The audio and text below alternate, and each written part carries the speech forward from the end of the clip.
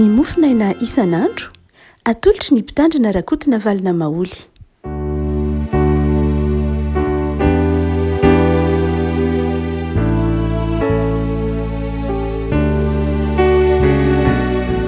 Falmiraba tsika rehefa malala tratra ity talata fa eniny volana aogositra ity ny mofinaina voalahatra antsika dia ny bokyny Levitikosy toko faha 8 Levitikosy toko faha 8 ny andiny voalohany ka hatramin'ny andiny faha 4 amin'ny anaran'i Jesosy.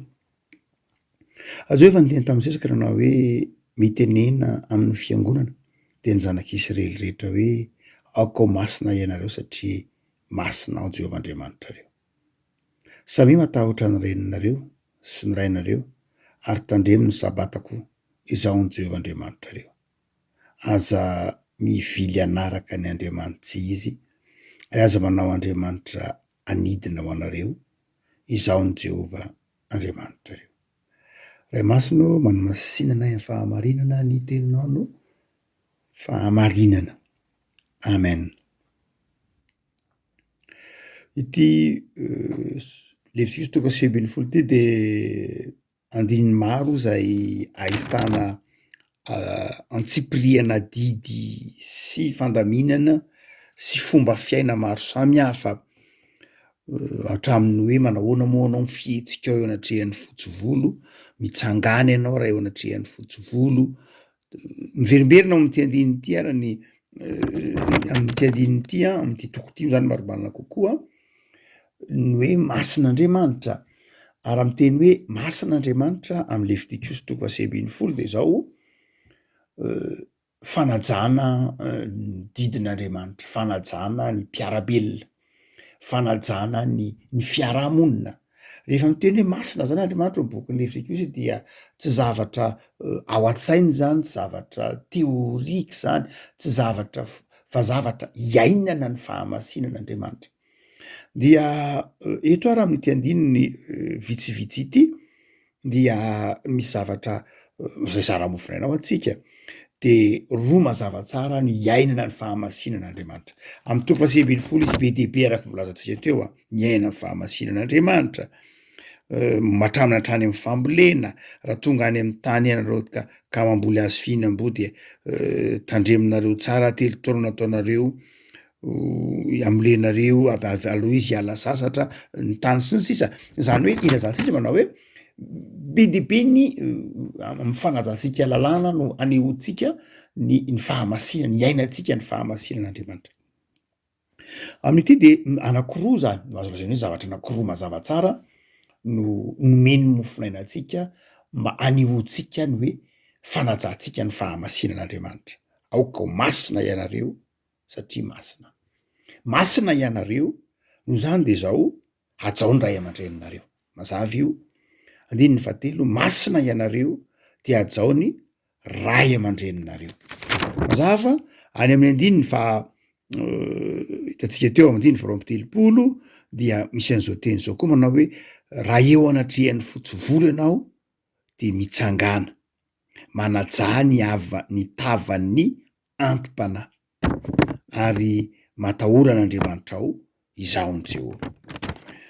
Isan'ny toetra izay anajantsika ny fahamasinan'Andriamanitra sy ny fahamasinantsika mihitsy ny fanajantsika ray aman-dreny, ny fanajantsika olon-dehibe, fanajana ny antom-panahy.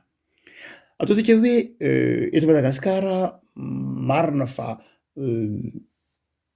ataontsika hoe efa miaverina soatoavina ny fanajana ray aman-dreny, fa any ambanivohitra dia tena mbola mipetraka mihitsy zany. Any ambanivohitra, any amin'ny toerana maro dia tena mbola mipetraka mihitsy amin'ny kolotsaina malagasy ny hoe hajaina ny ray aman-dreny, hajaina ny antom-panahy, hajaina ny fotsy-volo. Fa any amin'ny tany maro izay ataontsika hoe mandroso amin'ny lafinina moa dia tsy misy fanajana ray aman-dreny zany, tsisy an'izany satria miheverina ho mitovy ny ray aman-dreny sy ny ankizy, zon'ny ankizy mizary indraindraina, tsy maninona akory ny hoe zon'ny ankizy fa ny dikany hoe zon'ny ankizy dia fanamaivana indray ny zo amakasiny ny ray aman-dreny. Rehefa mijery andavanandrom-piainana nefa isika dia mahita fa tokony sotoavina mbola antevenina ary amafisin'ny boky Levitikosy etony hoe raha kristianina ianao de zao tokony ho ajainao ny ray aman-dreninao. Anatin'ny fahatanjona anao de zao matahotra azy dikany hoe manaja matahotra de zao manao zay tsy hanala-baraka azy, manao zay tsy mahafa-baraka ray aman-dreny ka tsy hitenena ny fiarahamonina hoe mba zanak'izy ary reny, mba zanak'izy ary reny ratsy taizy reny, zanak'izy reny miteniteny foana eraky ny arabe reny, zanak'izy reny manao fitafy hafahafa ireny, zanak'izy reny amintsika malagasy ny adidiny ray aman-dreny voalohany indrindra dia ny mampita sotoavina, mampita soiombonana, mitaiza ho amin'ny soiombonana zany adidiny ray aman-dreny ary tsy tokony ho adinontsika rehetra mihitsy fa na de manambady azy ny ankizy de zao mamantambonina nge izy, mamantambonina nge ny olona manambady, ndraindray adinon'ny olona fa ndraindray vingavingainy ny rafozany, tsy ajainy ny ray aman-dreny rehefa lehibe izy, ianao ange mamantambonina, nizaniza manambady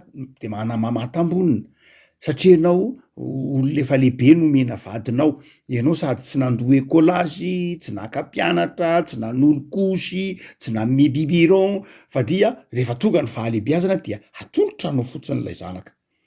Lalam-piainana zany tsy maninona tsy akory, tena nataon'Andriamanitra ho zany ary mandalo n'izany daholy ny olona rehetra, saingy zao kosa miendrim-panajana, miendrika fankasitrahana zany satria ianao namantambonina, ianao ange nandray fotsiny, ndray aman-dreny no nisahirana, naka mpianatra, nitsena tamin'ny andro avy orana, nanao vaksiny, nibaby, nanasa sy ny sisa rehetra, mahatonga n'in'olo iny olombanina zay tonga vadinao.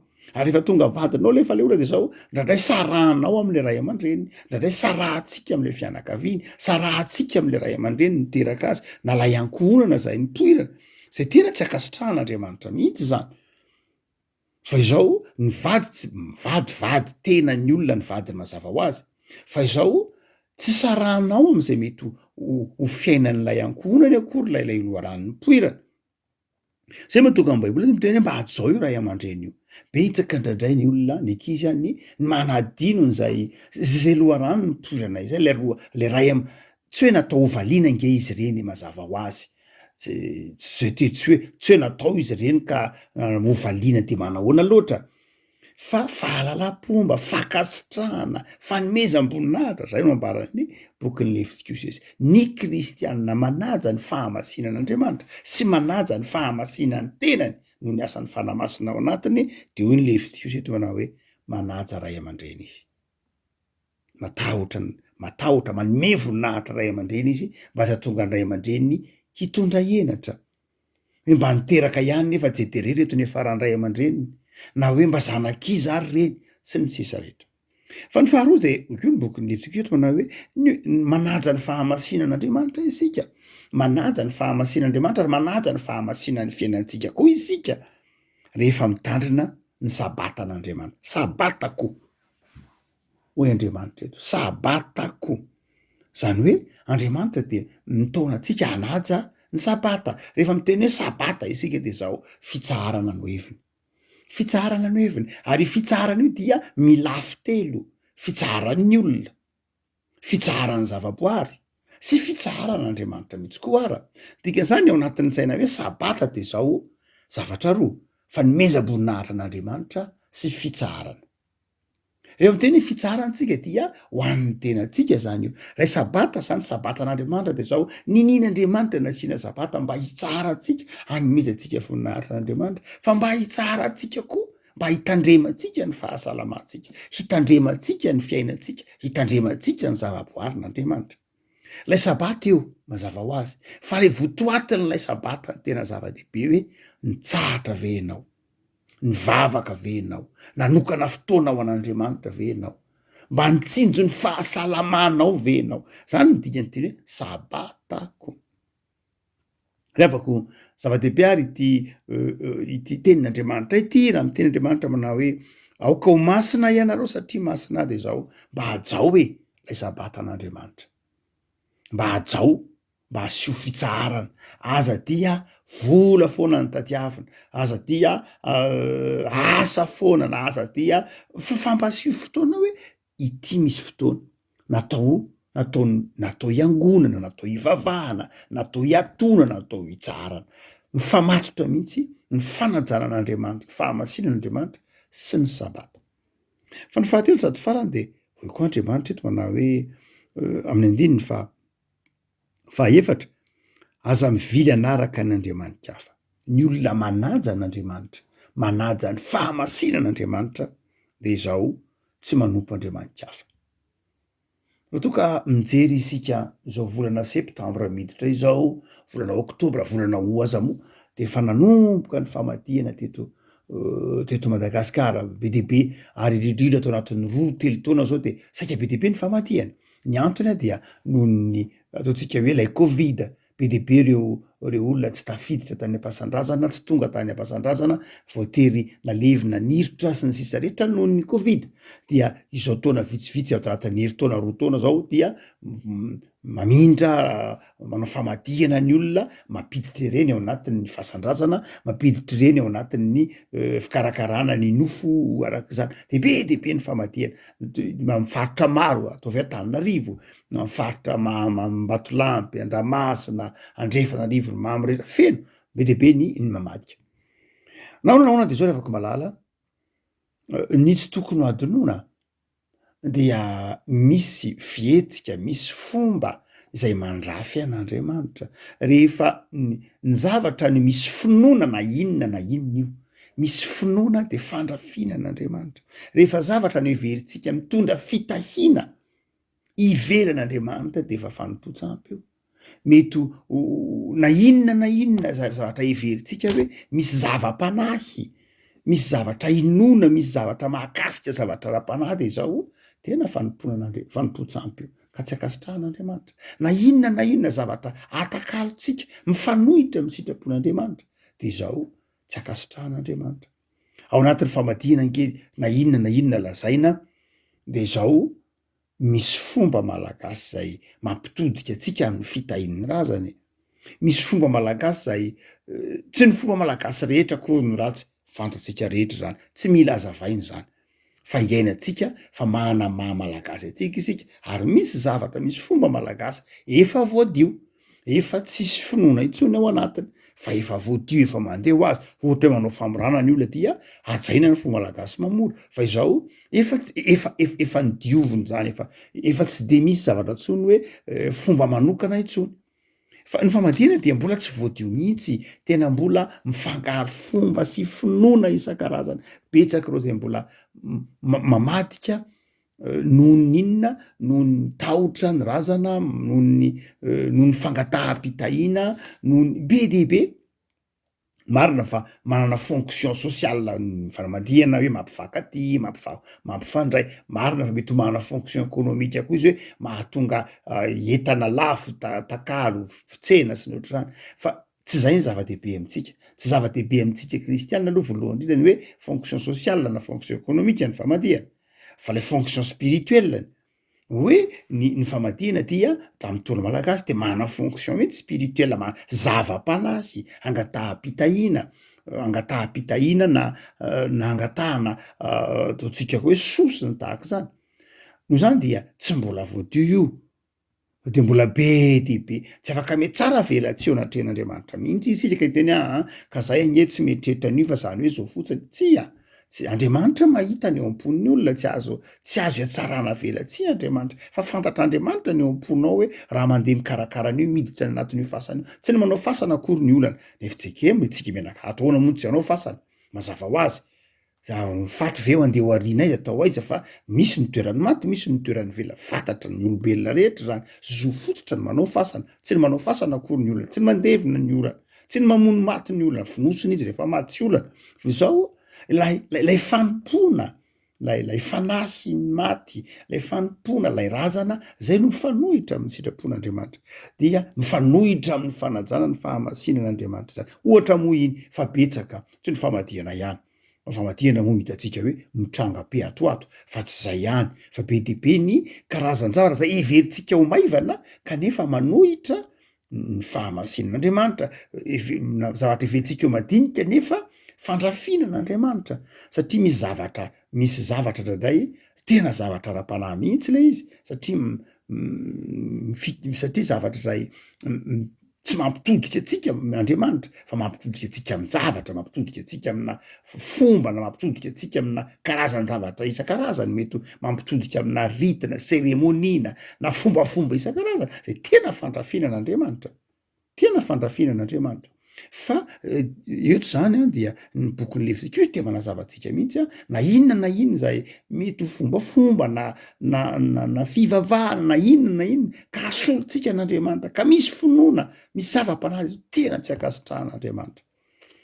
Afaka malala eto ary de asehon'ny tompo fa tena mazava mihitsy sary-piaro amin'ny fahamasinana izy, zay fahamasinan'Andriamanitra zay nefa manjary fahamasinantsika satria tsika manana ny fanahy na manana ny fanahy masin'Andriamanitra atao anatintsika noho amin'ny Jesosy Kristy to de manana ny fanahy masina isika, no zany dia tokony hiainantsika io fahamasinan'Andriamanitra io.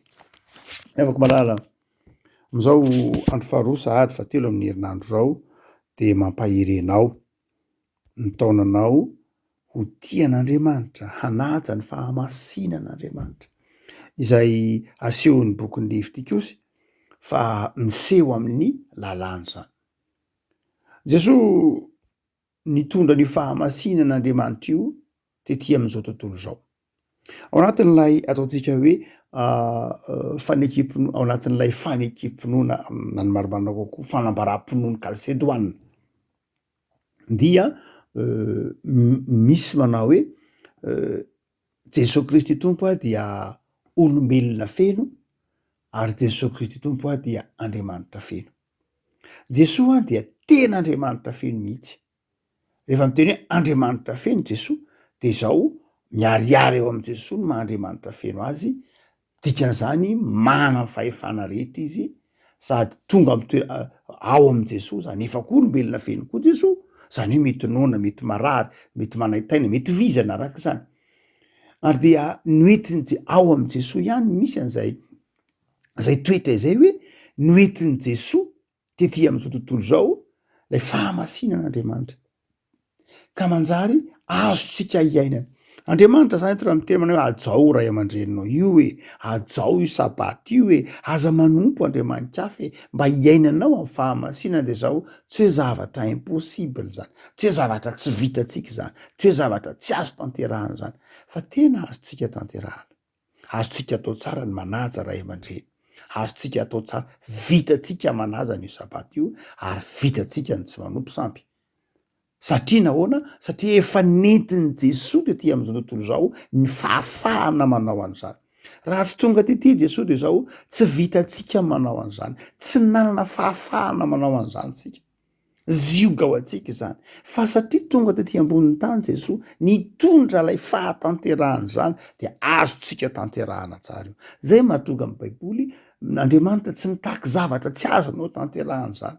Tsy afaka mitsara antsika Andriamanitra raha ohatra ka zavatra tsy azontsika tanterahana no takiana amintsika. Tsy meloka itsika raha ohatra ka zavatra tsy azontsika tanterahina no takiana amintsika. Fa matoa itsika meloka ao anatren'Andriamanitra. De zao misy zavatra zay azontsika ny tanterahana nefa tsy nataontsika. Raha mitaky zavatra amintsika Andriamanitra ka tsy manome atsika izy de tsy diso tsika, fa matoa Andriamanitra mitaky zavatra amintsika de zao satria nisy zavatra efa nomeny atsika. Noho zany de zao Andriamanitra raha mitaky amintsika an'ireo hoe aoka ho masina nareo satria masina de ajao ray aman-dreny io, aza de vingavingaina izy io, aza tsiratsiraina izy io. Raha ohatra ka mitaky izy manao io sabaty io mba ome toerana izy io, mba mandana miangona rehefa sabaty, aza de variana manao, aza takôsa inona ao an-trano fotsiny, rehefa mba alahady ny andro-dana mamonjy fivavahana, raha miteny izy manao hoe ianao de aza manompo Andriamanikafy, zavatra azontsika tanterahina zany. Ary mihoatra noho zany men'Andriamanitra antsika misy tamin'ny alalan'i Jesosy ny fanahiny hananantsika herim-panahy andehanantsika amin'izany fahamasinan'Andriamanitra izany. Avako ny tompony hitahiranao zany fahamasinana zany satria tsy zavatra ho avy zany ho isika fa zavatra efa ankehitriny ny ahafahanao miaina izany fahamasinan'Andriamanitra ao amin'i Jesosy zany. Mivavaka sika. Tompo misaoranao zahay. Noho ny amin'ny fahamasinanao Andriamanitra izay nataonao ho fahamasinanay. Tamin'ny alalan'ny nanirahanao ny zanakao malalanao, tamin'ny nanomezanao ny lalàna izay hiainanay ny fahamasinanao sy ny fahatsaranao. sora tompo anoho ny afatra zay novakianay tamin'ny nofinaina teo fa tao aminao zay anaja ray aman-dreny anaja zokiolona anome voninahitra ny antom-panahy tompo mizao taonjato enanay zao de tsy manaja olon-dehibe zahay maminga vinga ny antom-panahy tsy miraharaha ray aman-dreny mamelany eriko ahy mamindrafo aminay am'izao andro ankehitriny zao de amaivaninay ny sabata tsy tsaronay akory raha hoe alahady ny andro izay fitadiavana izay iverinay mahasambatra anay ihany no etretinay amin'ny andro alahady fa tsy apetraka ay amin'ny toerana tokony isy ianao amin'ny alahady tsy ajaina any alahady tsy ajana any andro fitsarana tsy ajaina ny sabata anykareraka izahay anyka tsy mitoetra amin'ny fahamasinana izahay mamelanay tompo nanafatra any akoha ianao ny amin'ny tsy ivilianay anaraka Andriamanitra hafa tompo ndraindray misy fomba maro samihafa eo anivon'ny fiarahamonina mamalagasy anay ndraindray mandrafy anao Andriamanitra de mamelanay tompo fa tao am'izay orina marina ao aminao Jesoa zay tompony finoanay sy mpanefa azy am'izao herinandro vao manomboka izao tompo de tehirizo zahay andeha amin'ny fahamasinanao tehirizo hitoetra amin'ny fahamasinanao fa fifaliana ho anao sy fifaliana ho anay ny mizotra amin'ny fahamasinanao Andriamanitra jereo ny tontolo andronay jereo ny asanay jereo ny tokantranonay jereo ny tanindrazanay fa Andriamanitra azo antoka ianao de mitoera aminay mandrakariva tompo tsara amin'ny anaranao Jesoa amen